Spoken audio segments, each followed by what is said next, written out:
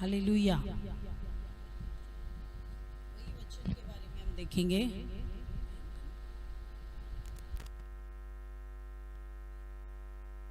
का वचन कभी गिरता नहीं, जैसे अभी वचन के बारे में कहा।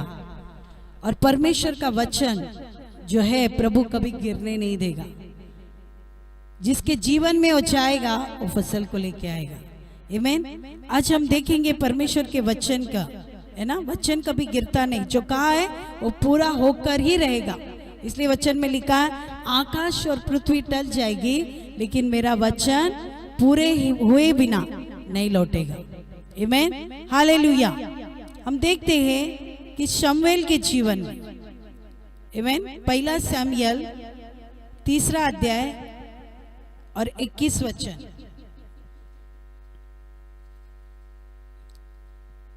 शमूएल के बारे में हम थोड़ा देखेंगे कि परमेश्वर, जैसे शमूएल बालक था, बालक के समय परमेश्वर कैसे बात करता है, और युवा अवस्था में होने के बाद परमेश्वर कैसे उसको बढ़ाता है, फिर प्रौढ़ होने के बाद और शांत होने के बाद वो कैसे बढ़ाता है, और वृद्ध अवस्था में भी परमेश्वर किस तरह उसकी अगुवाई करता है। आमीन। सब कुछ वचन के द्वारा। आमीन। हम देखते हैं 3:21। और यहोवा ने शिलो में फिर दर्शन दिया, क्योंकि यहोवा ने अपने आप को शिलो में शमूएल पर अपने वचनों के द्वारा प्रकट किया। हाँ, देखो यहाँ पर शिलो में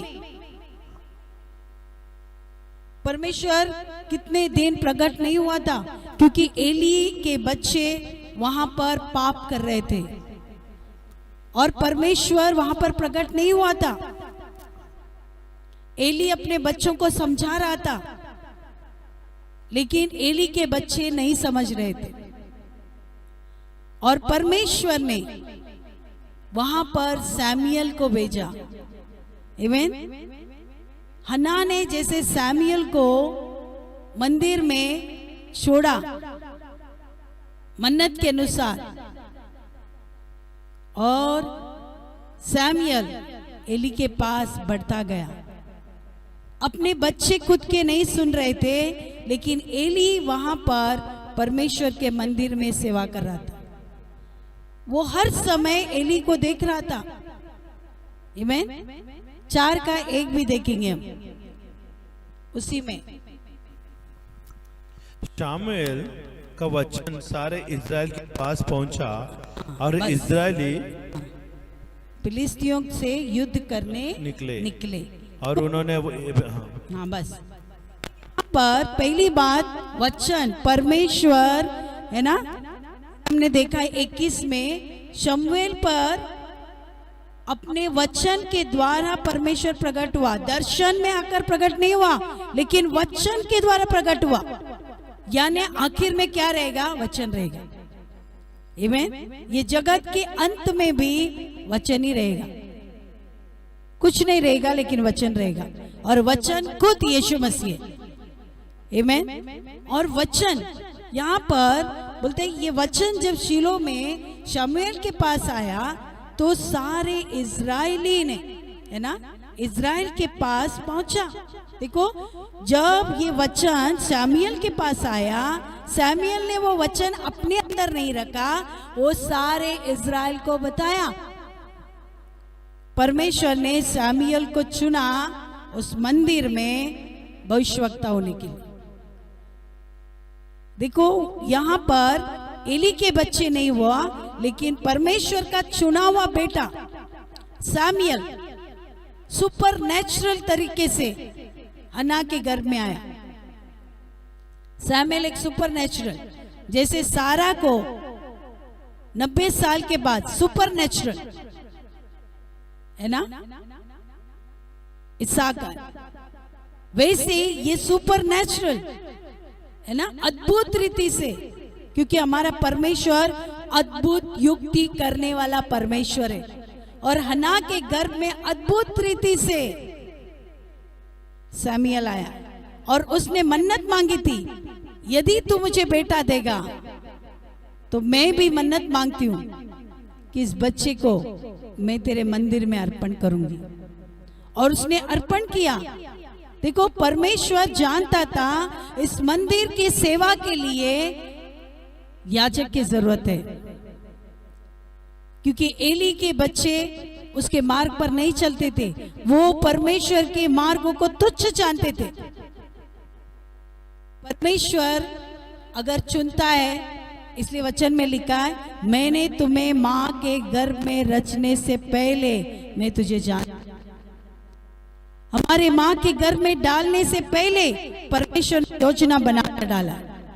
सैमुएल को योजना बनाकर हन्ना के गर्भ में डाला, और हन्ना भी परमेश्वर जानता था कि हन्ना वचन से बद्ध है, वचन की पक्की है, वो मन्नत मांगेगी तो पूरा भी करेगी। उसने अपने पास नहीं रखा, उसने मन्नत के अनुसार बच्चे को दे दिया। आमीन। सैमुएल बढ़ता गया। देखो, परमेश्वर यहोवा ने अपने आप को शिलो में सैमुएल के ऊपर प्रकट किया अपने वचन के द्वारा। आमीन। बाइबल कहती है परमेश्वर का कोई भी वचन जमीन पर नहीं गिरता। परमेश्वर का वचन कभी नहीं गिरेगा।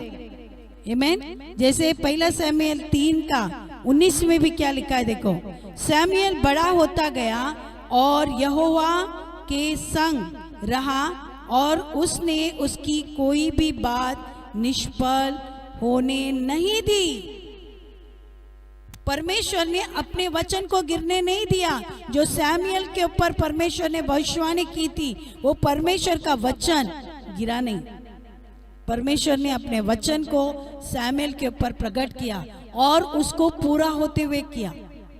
देखो, यहाँ पर लिखा है सैमुएल यहोवा के संग संग बढ़ता गया। आमीन। संग रहा, यहोवा उसके संग रहा और सैमुएल यहोवा के संग रहा, और उसने उसकी कोई भी बात, सैमुएल ने कोई भी बात यहोवा की टाली नहीं।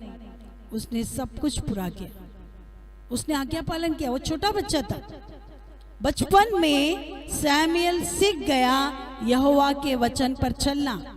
हम कितने साल प्रभु में चल रहे हैं, हम कितना वचन का पालन कर रहे हैं? क्या हमने कभी वचन को गिरने दिया है? दिया है, बहुत बार वचन पर नहीं चले। लेकिन सैमुएल एक बालक रहते हुए भी उसने वचन का पालन किया, परमेश्वर के वचन को गिरने नहीं दिया। आमीन। जब हम पाप करते, प्रभु की उपस्थिति से दूर जाते, तो पता है परमेश्वर के वचन को हम नीचे गिराते। इसलिए वचन कहता है मोतियों को सुअरों के सामने मत डालो। वो सिर्फ कहां पर हम उपयोग करते, जहां पर सुसमाचार देते। जो नहीं सुनते उनको नहीं सुनाना है, अगर वो, क्योंकि वो मोती है। अरे, जब हम पाप करते तो परमेश्वर के आज्ञा के विरुद्ध करते, तो क्या होता है, वो वचन को हम नीचे गिराते। आमीन। लेकिन सैमुएल ने वचन को नीचे गिरने नहीं दिया। आमीन। प्रभु यीशु किसी व्यक्ति को अपने हाथ में लेता है और उसको इस्तेमाल करने लगता है। परमेश्वर जब किसी को लेता है तो उसको छोड़ता नहीं, उसको इस्तेमाल करता है। अगर प्रभु ने आपको चुना है, प्रभु ने आपको बुलाया है, तो वो उसके हाथ में आप हो, और वो कभी आपको गिरने नहीं देगा, क्योंकि उसने बुलाया, वो उसका वचन है, वचन ने तुमको बुलाया, और परमेश्वर उसको संभालता है। चाहे कितनी भी तकलीफ क्यों न हो, कितनी भी समस्या क्यों न हो, मृत्यु तक तुम्हारी समस्या हो, लेकिन फिर भी परमेश्वर उसे गिरने नहीं देगा। वो हाथ में लेकर संभालता है। आमीन। और संभालता ही नहीं, उसका इस्तेमाल करता है। कोई भी चीज हम जब लेते तो वो इस्तेमाल होने के लिए लेते, खरीदते। तो परमेश्वर ने भी अगर उसके हाथ में लिया है, उदाहरण के तौर पर अगर आपने छुरी लिया है हाथ में, तो कुछ सब्जी काटने के लिए, कुछ कार्य करने के लिए, कैंची लिया है, सीजर लिया है, तो कुछ काम करने के लिए, क्या आप ऐसे ही खड़े रहेंगे लेके? नहीं, किस काम के लिए ये वस्तु आपने उठाई है, तो आप उसका क्या करोगे? इस्तेमाल करोगे। परमेश्वर ने भी आपको बुलाया है और अपने हाथ में लिया है ताकि वो इस्तेमाल करे, सिर्फ रखने के लिए नहीं, इस्तेमाल करने के लिए आपको अपने हाथ में लिया है। आमीन। ये अस्थाई नहीं, देखो वो इस्तेमाल करने लगता है, या अस्थाई समय के लिए नहीं, या क्षणिक के लिए, क्षण भर के लिए नहीं, परंतु हमेशा के लिए आपको वो बुलाता है। परमेश्वर थोड़ी देर के लिए नहीं बुलाता है, अरे इतना दिन सेवा किया अभी हो गया, परमेश्वर शायद इतने ही दिन के लिए मुझे बुलाया।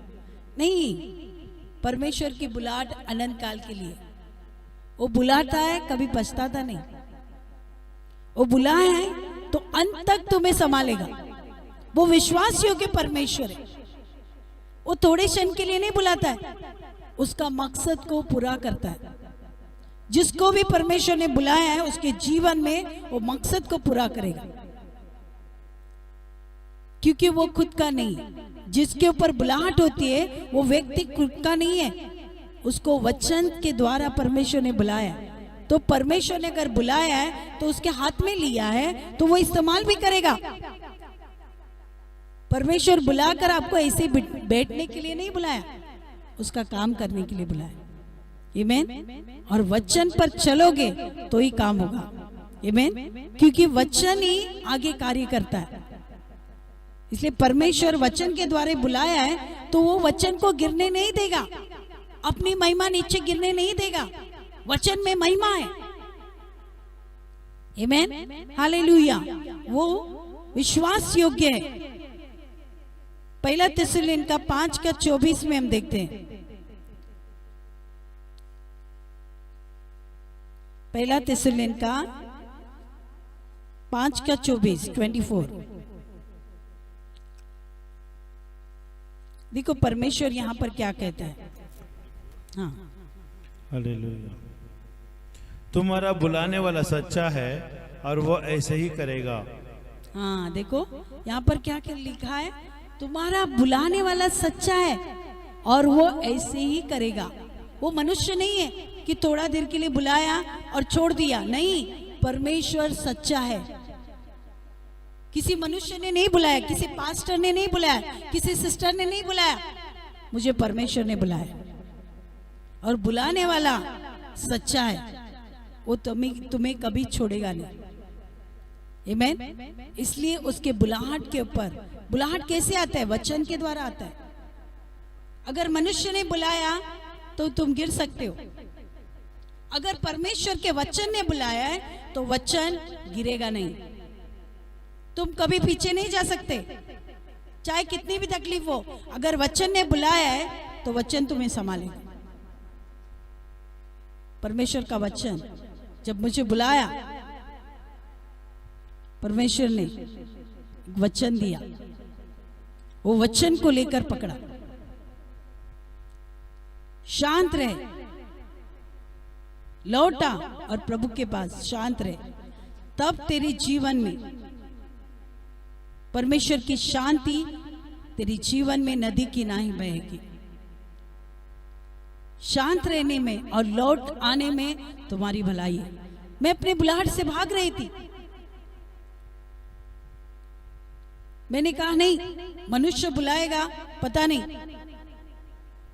मनुष्य का सोच रहेगा। मैं भाग रही थी, लेकिन परमेश्वर के वचन ने मुझे पकड़ा और वचन ने मुझे कहा, लौट आने में और शांत रहने में तेरी भलाई है, तब तेरे अंदर मेरी शांति नदी की नाई बहेगी। आज भी मैं वो देखती हूं। बुलाहट से भागने वाले लोग, आपके लिए वचन है। प्रभु कहते हैं लौट आने में और शांत रहने में भलाई है। चाहे आज तो आप कितने भी तकलीफ में हो, समस्या में हो, लेकिन वचन ने अगर बुलाया है तो शांत में खड़े रहो। आपके अंदर शांति चाहिए तो वचन में खड़े रहो। आमीन। आमेन। क्योंकि वचन ही हमें आने वाले दिनों में खड़ा कर सकता है। हालेलुया। हालेलुया।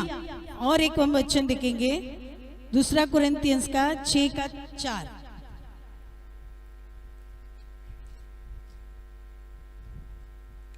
परंतु हर एक बात से परमेश्वर के सेवक के समान अपने सद्गुणों को प्रकट करते हो, बड़े धैर्य से, क्लेश से, दरिद्रता से, संकट से, कोड़े खाने से, कैद होने से, हल्लड़ से, परिश्रम से, जागते रहने से, उपवास करने से। देखो, ये परमेश्वर के गुण को हम प्रकट करते, क्लेश में, तकलीफ में, है ना, उपवास करते, समस्या में रहते, फिर भी परमेश्वर कहते हैं अपने मेरे गुणों को प्रकट करो। आमीन। वचन में रहेंगे तो ये गुण को हम प्रकट करेंगे। अगर वचन नहीं रहेगा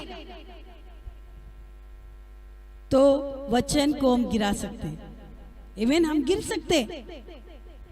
पौलुस कहता है क्लेश से, दुख से, तकलीफ से, लेकिन हर एक चीजों से सहते हुए परमेश्वर की महिमा को प्रकट करो, उसकी सद्गुणों को प्रकट करो, बुराई को नहीं, अच्छाई को प्रकट करो। आमीन। आमीन। हालेलुया।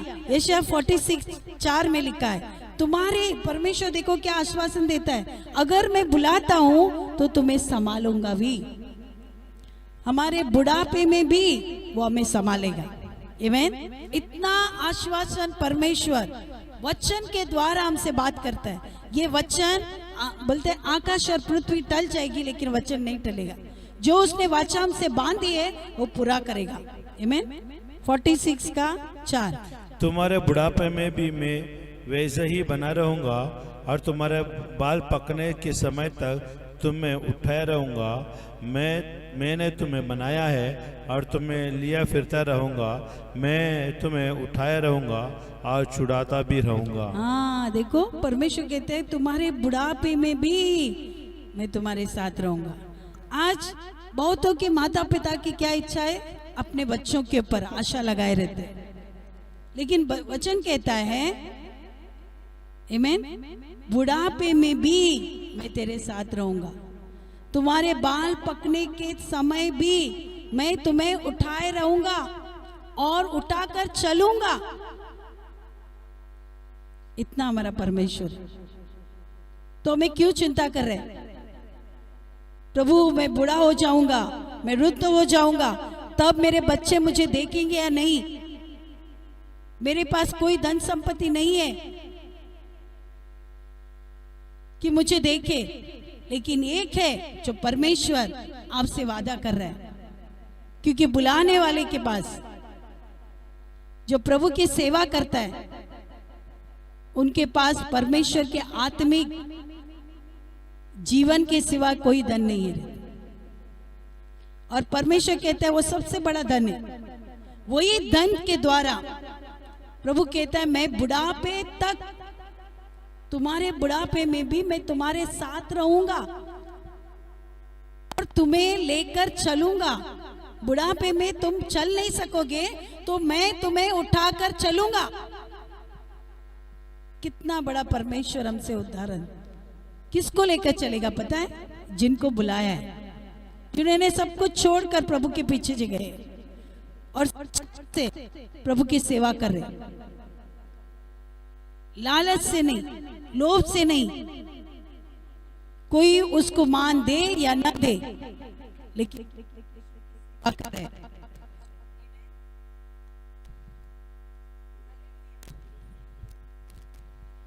आमीन। परमेश्वर उनको प्रभु बुढ़ापे तक संभालेगा जो प्रभु की सेवा कर रहे हैं सच्चाई से। उनको एक गाना है, कुछ मिले या ना मिले प्रभु की स्तुति हो। बोलना कितना आसान है, जब नहीं मिलना बंद होता है ना, तब कुड़कुड़ाना शुरू होता है। लेकिन सच्चे बुलाहट वाले व्यक्ति है ना, हर स्थिति में धन्यवाद देते। आज लॉकडाउन में कितने लोग अगुवे की सुधि रखते हैं, कितने लोग उनकी सहायता करते हैं, क्योंकि उनके पास एक ही सोच है, तो यहोवा परमेश्वर। और परमेश्वर कहता है उन्हें मैं उठा के लेकर चलूंगा, क्योंकि तूने मेरी सेवा की है। मैंने तुझे बुलाया है तो मैं अंत तक मैं तुम्हें संभालूंगा। इसलिए वचन में लिखा है जगत के अंत तक मैं तुम्हारे साथ रहूंगा, मैं तुम्हें संभालूंगा। किसको कहा है? उनको कहा है जो जाकर सारे जगत में सुसमाचार सुनाओ, पिता पुत्र पवित्र आत्मा के नाम से बपतिस्मा दो, उन्हें शिष्य बनाओ, और देखो मैं जगत के अंत तक तुम्हारे साथ रहूंगा। उन्हीं को कहा है जिनके ऊपर बुलाहट है, उन्हीं को प्रभु लेकर चलेगा। जो सिर्फ विश्वास करके बैठे उनको नहीं लेकर चलेगा। बुढ़ापे में उन्हीं को लेकर चलेगा कि जो सेवा करते परमेश्वर। क्या आप सेवा में तैयार है? क्या प्रभु के राज्य के बारे में कभी सुना है? कभी आपने बोझ लिया है? मैं आज आपको कहती हूं, आज एक मौका है आपके लिए, प्रभु की सेवा के लिए खड़े हो जाओ, उसके वचन में खड़े हो जाओ, क्योंकि वचन में बने रहोगे, वचन भरा हुआ रहेगा तो वचन ही तुम्हें बुलाहट की ओर लेकर जाएगा। एक दिन वही वचन आपको बुलाएगा प्रभु की सेवा के लिए। आमेन, हालेलुया। शमूएल के जीवन से आमेन अंत तक साबित हुआ। देखो शमूएल को अंत तक, बुढ़ापे तक परमेश्वर ने शमूएल को संभाला। आमेन। बचपन में देखो याजक एली के सामने यहोवा की सेवा करता रहा। एली है ना, शमूएल छोटा था जब उसको मंदिर में छोड़ा गया, वो दूध छुड़ाया हुआ बच्चा था। तब हन्ना ने मंदिर में उसको छोड़ा। वो छोटा बच्चा हमेशा क्या करता था? एली को देखता था, एली कैसे प्रार्थना कर रहा है, वो घुटने पर प्रार्थना कर रहा है, वो भी प्रार्थना करता है, वो आंख बंद कर प्रार्थना कर रहा है, वो भी प्रार्थना करता है। सब वो देख रहा था एली क्या कर रहा था। एली ने सिखाया नहीं उसको, लेकिन वो एली को देख रहा था। बल्कि एली ने अपने बच्चों को बताया, बच्चे नहीं सुन रहे थे, लेकिन यहाँ पर सैमुएल एली को देख रहा था और वैसे ही वो करता गया। बचपन में देखो यहोवा की सेवा में करता रहा। पहला सैमुएल का 2:13-17। देखो एली ने अपने बच्चों को जताया, देखो जो तुम कर रहे हो पाप हो। क्या आज अपने बच्चों को आप सिखा रहे हो? है ना? एक सेवक बता रहा कि एक पिता मिला और उसका बेटा वहां से आया, है ना, तो उसने बोला कि है ना, वो बेटी का जैसे रूप धारण किया था, कान में बालियां सब, है ना, एक लड़की का जैसा उसने वेशभूषा किया था। तो उसने पूछा आपका लड़की कैसा है? तो उसने बोला ये मेरा लड़की नहीं है, ये मेरा लड़का है। तो बोलते हैं ऐसा क्यों? बोलते नहीं, एक कलीसिया में जाता है ना, वहां पर सब लोग ऐसे डालते हैं, तो आज भी हमारे बच्चों को मोटिवेशन करना चाहिए ना। अच्छा है, ये कौन सा तुम सिखा रहे हो? कल्चर सिखा रहे हो या वचन सिखा रहे हो? वो कलीसिया में वही सब पैटर्न चलता है, तुम ऐसे बनो।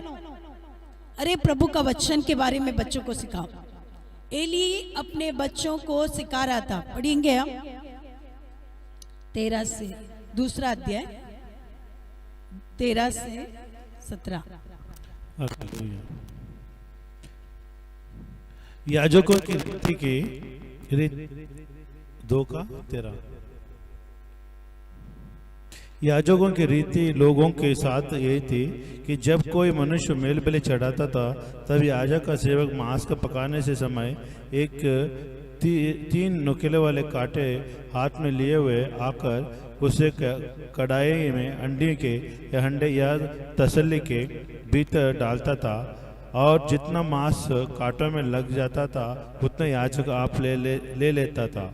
ऐसा ही वो शिलो में सारे इजरायलियों से किया करते थे जो वहां आते थे। और चर्बी जलाने से पहले ही याजक का सेवक आकर मेलबलि चढ़ाने वाले से कहता था, भुनने के लिए याजक मांस दे, वो तुझसे पका हुआ नहीं कच्चा ही मांस लेगा। और जब कोई उससे कहता निश्चय चर्बी अभी जलाई जाएगी, तब जितना तेरा जी चाहता है उतना ले लेना, तब वह कहता था नहीं अभी दे, नहीं तो मैं छीन लूंगा।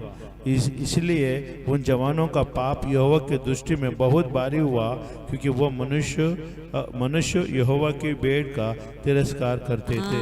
देखो एली के बच्चों ने क्या किया, यहोवा के भेंट को तिरस्कार किया। भेंट को पवित्र बलि चढ़ाने का था, लेकिन इन्होंने क्या किया था, सबसे बड़ा पाप किया। मनुष्य के विरुद्ध नहीं, परमेश्वर के भेंट के विरुद्ध पाप किया। और परमेश्वर का है ना क्रोध, है ना, परमेश्वर की दृष्टि बहुत भारी है ना, यहोवा का पाप हुआ। यहोवा के विरुद्ध उन्होंने पाप किया, उसने भेंट को तिरस्कार किया। आज उठाने वाली भेंटे हम प्रभु के सामने देते, हम कैसे देते? तिरस्कार करके नहीं देना है, हर्ष से देने वाले को प्रभु आनंद आशीषित देता है। आमीन। यहाँ पर इन्होंने क्या किया, उस भेंट को तिरस्कार किया, उसको पवित्र होने नहीं दिया। आज के इसमें क्या है, हम परमेश्वर के भवन में भेंट लाते, वो कैसे हम लाते? दुख से, तकलीफ से, कुड़कुड़ाकर नहीं, लेकिन परमेश्वर हर से देने वाले। यहाँ पर देखो एली के बच्चे ये पाप कर रहे थे, परमेश्वर के भेंट का तिरस्कार कर रहे थे, और परमेश्वर का क्रोध वहां पर भड़का। सैमुएल देखो, वो एली के बच्चे ये कर रहे थे, सेवा टहल करने के समय वो परमेश्वर के विरुद्ध कर रहे थे, लेकिन परमेश्वर ने, है ना, सैमुएल, पहला सैमुएल 2 का 24-25 में एक छोटा लड़का प्रभु की सेवा कर रहा था वहां। 2 का 24-25। हे मेरे बेटे ऐसा ना करो, क्योंकि जो समाचार मेरे सुनने में आता है कि वो अच्छा नहीं। तुम तो यहोवा के प्रजा से अपराध करते हो। यदि मनुष्य दूसरे का अपराध करे तब तो परमेश्वर उसका न्याय करेगा, परंतु यदि कोई मनुष्य यहोवा के विरुद्ध पाप करे तो उसके लिए कौन विनती करेगा? तो भी उन्होंने अपने पिता की बात ना मानी, क्योंकि यहोवा की इच्छा उन्हें मार डालने की थी। हाँ देखो, एली बता रहा था उन्हें, तो मनुष्य के विरुद्ध पाप करेगा तो परमेश्वर न्याय करेगा, लेकिन अगर यहोवा के विरुद्ध पाप करोगे तो उसका न्याय कौन करेगा? सपोज एक दूसरे के विरुद्ध तूने पाप किया तो परमेश्वर न्याय करेगा, लेकिन तूने परमेश्वर के विरुद्ध पाप किया तो परमेश्वर मतलब क्या है, परमेश्वर के हाथ में तुम मिल गए। इसलिए बोलते हैं परमेश्वर के सामना होने से पहले क्षमा मांगो। आमीन। यहाँ पर परमेश्वर के विरुद्ध उन्होंने अपराध किया और परमेश्वर ने ठान लिया कि इनको मैं मार डालूंगा। परमेश्वर दयालु भी है, लेकिन न्याय करने में, है ना, वो चुकता नहीं, क्योंकि उन्होंने परमेश्वर के भेंट को तिरस्कार किया। इसलिए परमेश्वर ने ठान लिया कि इनको मैं नष्ट करूंगा, और मर गए। पिता कुछ नहीं कर सका, पिता याचक होते हुए भी कुछ नहीं कर सका। पिता सिर्फ समझा। आज हम माता पिता है, अपने बच्चों को क्या समझा रहे, क्या सिखा रहे? परमेश्वर हमसे हिसाब लेगा। एली ने जब बच्चे मर गए सुना, वो कुर्सी से नीचे गिर गया और उसका गर्दन टूट गई। उसने समाचार सुना कि उसके बच्चे मर गए। कैसे मर गए? यहोवा का क्रोध उनके ऊपर भड़का, और एली ये जानता था कि यहोवा उसके ऊपर क्रोध भड़केगा, और एली भी वहां पर मर गया। देखो पाप क्या करता है। जब समय होते समय हम अपने बच्चों को सुधारें तो अच्छी बात है। उन्हें प्रभु के मार्ग में चलना सिखाओ। सबसे बड़ा प्रभु की सेवा करना सिखाओ। आपके बच्चे सुरक्षित रहेंगे। आने वाले दिनों में आपको किसी बात की चिंता नहीं होगी। हम नहीं भी रहेंगे तो भी बच्चे परमेश्वर की सेवा करेंगे। हालेलुया। यहाँ पर छोटा लड़का प्रभु की सेवा कर रहा था। आमीन। सैमुएल एली को देखकर प्रार्थना करता था। आमीन। सैमुएल की माँ, देखो सबसे बड़ा माँ का यहाँ पर योगदान था। सैमुएल की माँ का योगदान था। सैमुएल की माँ हन्ना एक भविष्यवक्ता बन गई। अपने बच्चे के लिए वो क्या देखना चाहती थी पता है? वो याजक देखना चाहती थी। इसलिए वो हर साल, है ना, वो क्या लाती थी? पहला सैमुएल का 2 अध्याय 18 और 19। सैमुएल की माँ हर साल एक पोशाक लाती थी। परंतु शामिल जो बालक था सनी का एपोद पहने हुए यहोवा के सामने सेवा ठहल किया करता था, और उसकी माता प्रतिवर्ष उसके लिए एक छोटा सा बागा बनाकर जब अपने पति के संग प्रतिवर्ष को मेलबलि चढ़ाने आते थे तब बागों को उसके पास लाया करती थी। हाँ देखो, अभी हन्ना ने याजक का ही कपड़ा लेके आती थी। उसने पहले क्या किया था? प्रार्थना किया था। आमीन। कि एली, है ना, शामुएल याजक बनेगा। एली के जगह में सैमुएल याजक का काम करेगा। और परमेश्वर ने उसको, है ना, वो एपोद का कपड़ा पहनकर वो परमेश्वर की सेवा करता था। सैमुएल छोटा था और छोटे से ही वो एपोद का कपड़ा पहनकर सेवा करता था। यानी याजक का काम, एक माँ की सफलता वहां पर पूरी हो गई। माँ ने प्रार्थना किया था कि मेरा बेटा याजक का काम करेगा। आपका क्या उद्देश्य है अपने बच्चों के प्रति? क्या आप चाहते हैं आपके बच्चे सेवक बने, प्रभु की सेवा करें, प्रचारक बने, भविष्यवक्ता बने? आमीन। आपका कर्तव्य है। हन्ना का प्रार्थना प्रभु ने सुना। आमीन। हो सकता है परमेश्वर ने जब उसको आशीषित किया गर्भ को, तब से उसने प्रार्थना करना शुरू होगा कि मेरा बेटा मंदिर में एली के जैसा, है ना, वहां पर जैसे एली सेवा करता है परमेश्वर की, मेरा बेटा वहां सेवा करेगा, वो याजक बनेगा। माँ बाप की प्रार्थना प्रभु सुनता है। अपने बच्चों के लिए प्रार्थना करो। इंजीनियर बनो, डॉक्टर बनो, ये बनो, वो बनो, चलेगा। सबसे उत्तम है प्रभु की सेवा करो। आमीन। उसमें सब कुछ भरपूरता है। परमेश्वर सब कुछ देगा। पहले अपने बच्चों को परमेश्वर के राज्य में अर्पण करो। आमीन। परमेश्वर को तय करने दो कि आपके बच्चों को क्या करना है। आमीन। हालेलुया। यहाँ पर हन्ना की प्रार्थना को प्रभु ने सुना और वो एपोद का कपड़ा। आमीन। शमूएल, अभी देखो शमूएल ये बालक था, अभी जवान होने के समय परमेश्वर ने सैमुएल को जवान में भी, आज यूथ है, यूथ होने के बाद आप बोलते बच्चे बड़े हो गए अभी हमारा सुनते नहीं, लेकिन परमेश्वर यूथ बाद भी, सैमुएल यूथ होने के बाद भी परमेश्वर अलग रीति से उसको समझा रहा था। अभी देखेंगे हम वचन को, पहला थिस्सलुनीका 4 का 2 से 9।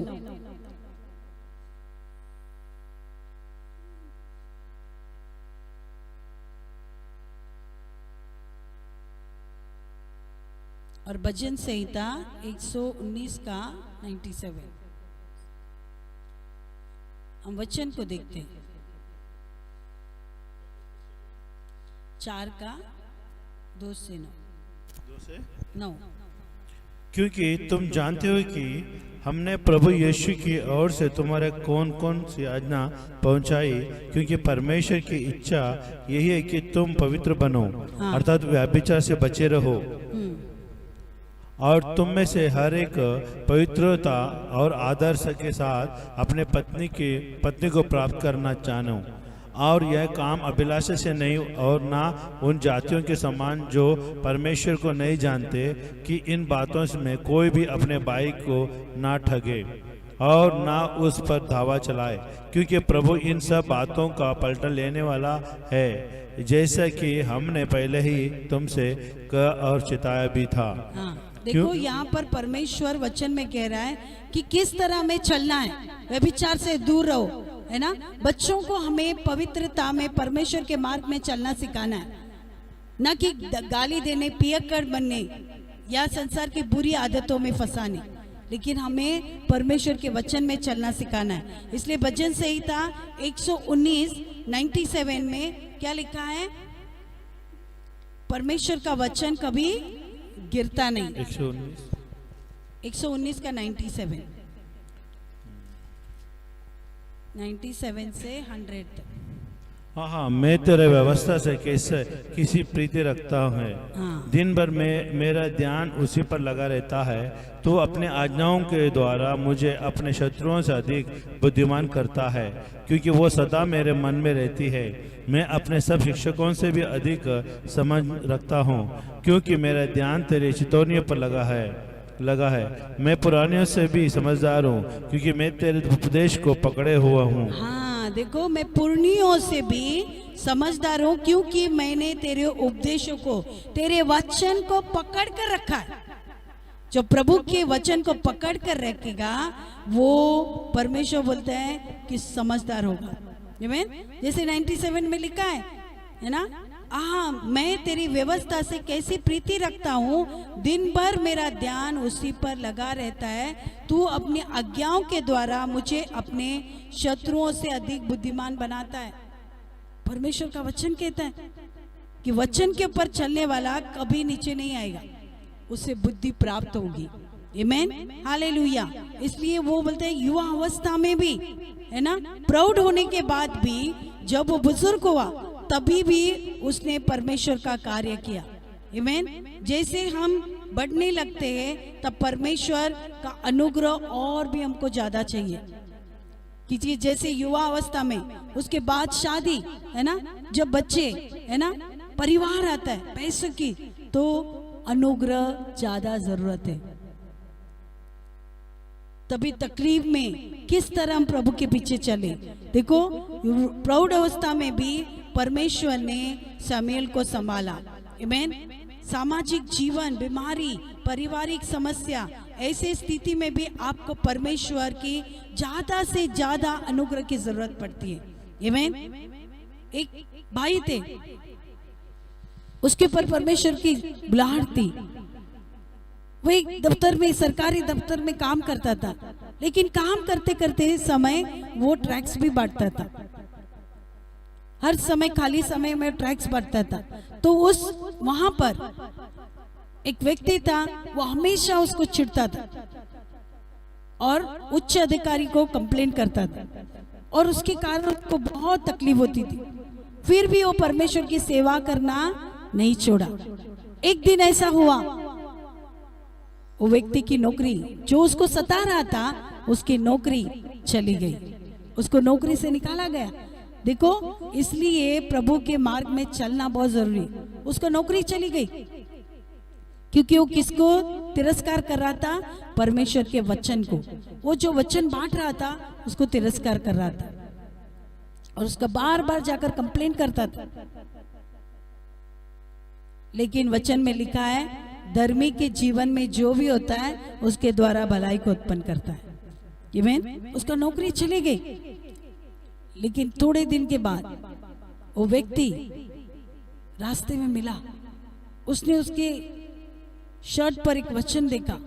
उसने देखा, अरे ये व्यक्ति, तो उसने कहा, कैसे हो भाई? वो मिला तो उसने कहा, क्या हुआ? तो बोलते हैं, देखो, सच में बोलते हैं, मैं इतना तकलीफ में था, मेरी नौकरी चली गई थी, समस्या में था, बीमार था, परिस्थिति में था, लेकिन देखो, प्रभु का वचन जिसे चुना है उसे छोड़ता नहीं। उसके बाजू में भी एक घर में कलीसिया होती थी, और उससे भी वो चिढ़ता था। वो कलीसिया घर में स्पीकर लगा के चलाते थे और उससे भी उसको गुस्सा आता था। लेकिन तकलीफ में, निराश में, हताश में, कोई भी समस्या, कोई भी रास्ता नहीं, वो कलीसिया में जाके बैठ गया जिससे वो नफरत करता था। और उसी समय कलीसिया में जब वो गया, जैसे हमारा भी कलीसिया है ना, इस तरह ही जाके बैठा, उसी समय पास्टर ने वो वचन पढ़ा मत्ती का 11 का, आमीन, 11 का 28। हे परिश्रम करने वालों और बोझ में दबे हुए लोगों, मेरे पास आओ, मैं तुम्हें विश्राम दूंगा। ये वचन जब उसने, पास्टर ने पढ़ा, उसके अंदर उद्धार आया। देखो वचन ने क्या किया, उस व्यक्ति के जीवन को बदल दिया और उसी दिन उद्धार पाया, बल्कि उसका पूरा परिवार उद्धार पाया और उनका परिस्थिति बदल गया। फिर से अच्छा नौकरी मिला और जहां परमेश्वर ने जो नीचा था वहां पर उसको उठाया। देखो जो नफरत करता था, प्रभु ने उसको चुना उसके राज्य के लिए। और जिसकी नफरत करता था, उस कंपनी में उस मालिक ने नया फैक्ट्री खोला और उस फैक्ट्री में पहला उद्घाटन हुआ समय उसने सोचा कि मैं किसी को नहीं बुलाऊंगा, पूजा पाठ नहीं, लेकिन हमारे पास एक है जो हमेशा प्रार्थना करता है, उसी के द्वारा हम ये नए इमारत के लिए प्रार्थना करेंगे। और ये मौका उसको मिला और उसका कार्यालय सबसे ऊंचे पद पर हुआ। देखो जो प्रभु के लिए सहन करते हैं ना, प्रभु एक दिन उसको ऊंचा उठाता है। आमीन। इसलिए परमेश्वर कहता है ना, आपको यही वचन दे रहा है।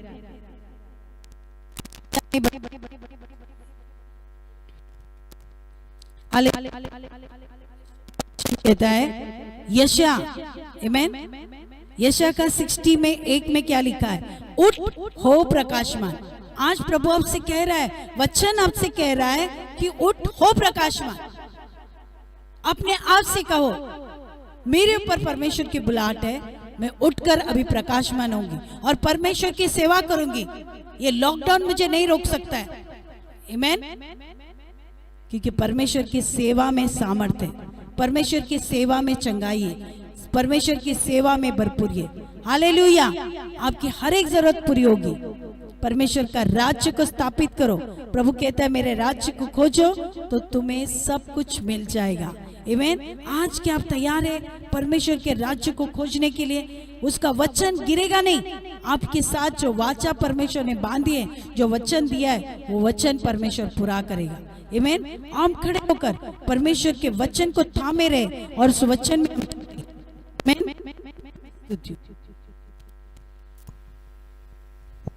Hallelujah. Thank you, Jesus. We bless you, Lord. Hallelujah.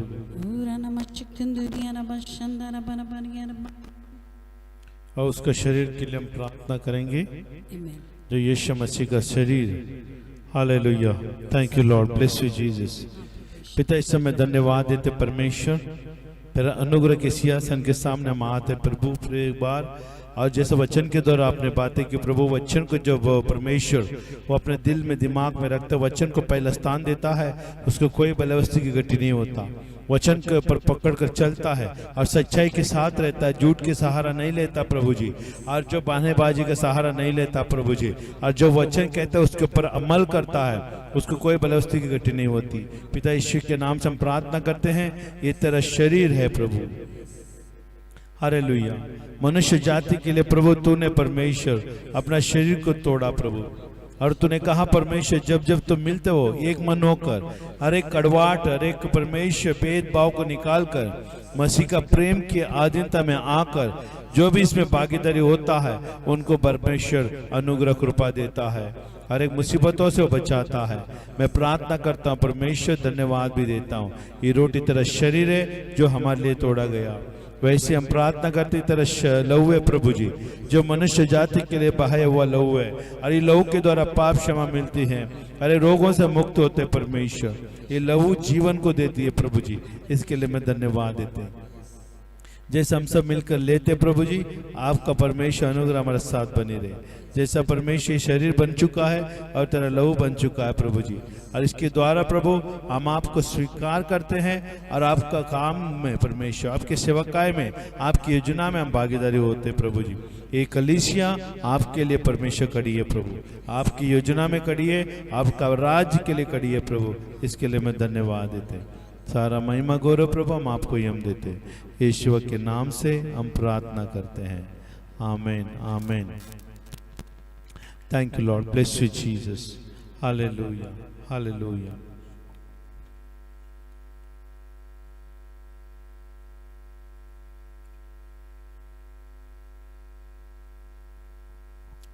अब हम प्रार्थना करें, प्रभु से कहे परमेश्वर अरे इस सभा में भागीदारी होने के लिए तूने हमें अनुग्रह दिया,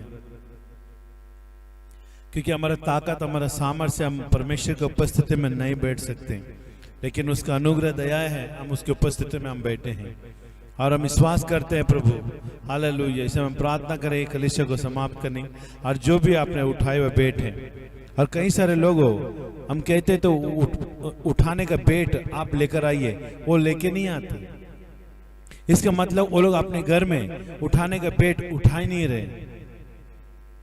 हम आपको चेतावनी देते हैं, आपको उठाने वो आप उठाए हुआ बेट आप नहीं लाओगे, आप गरीबी में रहोगे,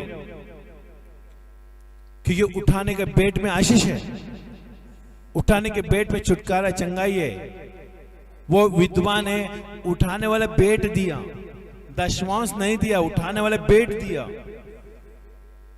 उठाने वाले बेट में परमेश्वर अपना मुंह खोलता है।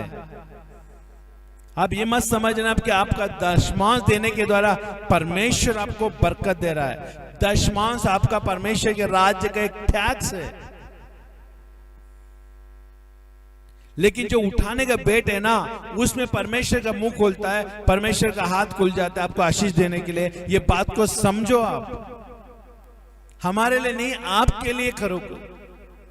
आप परमेश्वर के साथ वादा कर रहे हैं, इसके लिए करो। बाइबल बताते उठाने का पेट मेरा भवन में लाओ, ताकि मेरा भवन में भोजन वस्तु बनी रहे। खाली दशमांश आप डाल के चले जाते हो, बाकी पूरा महीना आप बेफिक्र रहते हो, गलत है। परमेश्वर का सिद्धांत के विरुद्ध है। आप हमेशा मंदिर में अष्टपुष्ट रहने के लिए आपको तकते रहना है, मंदिर में कुछ कमी तो नहीं हो रही है, परमेश्वर का भवन में कुछ कमी तो नहीं हो रही है। उसको पूरा करने के लिए तात्पर्य में रहने वाले लोगों के साथ परमेश्वर बना रहता है, और उसका जुबान खुल जाती है, परमेश्वर का मुंह खोलती है और बरकत देता है। ये बात को जितना जल्दी आप समझोगे, हर एक मुसीबतों से आप छुटकारा पाओगे, अर्थात आप वही दुर्दशा में पड़े रहोगे। भोर को जाना, रात को आना, मेहनत कर पसीना का कमाई कोई काम का नहीं होगा। बाइबल बताती है अपने प्रियजनों को यूं ही नींद में प्रदान करता है। अब हम प्रार्थना करें। आपने जितने भी उठाए हुए बेटे और उनके लिए प्रार्थना मैं करूंगा। पिता मैं धन्यवाद देता, जितने भी लोग उठाने का बेट को उठाया है और हम प्रार्थना करते हैं और दान और दशमांश को उठाया है, उन सब के लिए मैं धन्यवाद देता हूँ। मैं प्रार्थना करता हूँ यीशु के नाम उनको बरकत देना, छुटकारा देना प्रभु जी। और जैसा प्रभु अश्रूपी से ओ परमेश्वर बोने के लिए अनुग्रह देना प्रभु जी। अरे कंजूसीपन, अरे शैतान के बंधन टूट जाए परमेश्वर, तेरे राज्य के प्रति, तेरे प्रति उनका अंदर कड़वाहट नहीं, कंजूसी नहीं प्रभु, उदार मन खोल दे प्रभु, ताकि तेरे प्रति और भी घनिष्ठ प्रेम रखे और आपको महिमा में भागीदारी हो सके। पिता मैं धन्यवाद देते ही उठाने वाले बेट को वो लोगों ने तेरे भवन में लाया है और वो आशीषित हो चुका है, इसके लिए मैं धन्यवाद देता हूँ। और ऐसे हम प्रार्थना करते सभा को आपने चलाया और सभा के द्वारा आपने लोगों से बातें की, इसके लिए मैं धन्यवाद देते। और जो ये बातों को, वचन को सुनकर और कार्य करते हैं, उनके ऊपर 100 गुना आशीष आएगा प्रभु, और जो कार्य नहीं करेंगे उनके ऊपर 100 गुना दंड आएगा। मैं धन्यवाद देता प्रभु, वो दंड के लिए नहीं लेकिन आशीष का भागीदारी के लिए तूने बुलाया, वैसे ही होने दे करके मैं मांगता प्रभु। आपका राज आपकी इच्छा पूरी होने दे। ये हफ्ते का बीच में आपने लाए, इसके लिए मैं धन्यवाद देता हूँ। सब्बत दिन तक प्रभु आप हमें संभालोगे, इसके लिए मैं धन्यवाद देता हूँ। हर दिन हर घड़ी परमेश्वर हम आनंद और हर्ष रूपी तेल से अभिषेकित होकर हम जिएंगे। हम प्रार्थना करते हैं हमारे कलीसिया के विरुद्ध में, हमारे विरुद्ध में जितना भी नकारात्मक बातें कही गई है, नकारात्मक तीरें भेजी गई है, उसको हम खंडन करते हैं और मसीह के आज्ञा करें हम बना देते हैं यीशु के नाम से। हम उन सारे बातों के विरुद्ध में आते हैं जो शैतान के ओर से आ रही है, और यीशु का लहू के द्वारा हम दिखाते हैं। और परमेश्वर तेरा छुटकारा चंगाए, और तेरा परमेश्वर जैसे तूने अब्राहम को कहा मैं तेरा ढाल हूं और यहोवा मेरा चरवाहा, मुझे कुछ घटी नहीं होगा। मैं धन्यवाद देते इस वचनों को हमारे जीवनों में घोषणा करता हूं। हम धन्यवाद देते तूने हमें अभिषेकित किया, और अभिषेक हर एक बंधन को तोड़ रही, इसके लिए मैं धन्यवाद देते हैं। इस सभा को आपने चलाया, इसके लिए तुझे लाख लाख कोटि कोटि धन्यवाद देते हैं। आदर मान सम्मान प्रभु हम आपको ही हम देते हैं। यीशु के नाम से हम प्रार्थना करते हैं, सब मिलकर कहे आमीन आमीन आमीन। आप अष्टपुष्ट है, भले चंगे है, परमेश्वर आपके साथ है, आपको कोई टेंशन करने की जरूरत नहीं है। परमेश्वर आपके लिए टेंशन करेगा, परमेश्वर आपको हर एक जरूरतों को पूरा करेगा। आमीन। आप सिर्फ धन्यवाद दें, आप परमेश्वर का वचन में बढ़ते जाइए, आप परमेश्वर सदा के लिए आपके साथ बना रहेगा। आमीन हालेलुया। आप सबको जय मसीह की और शालोम शालोम। आमीन।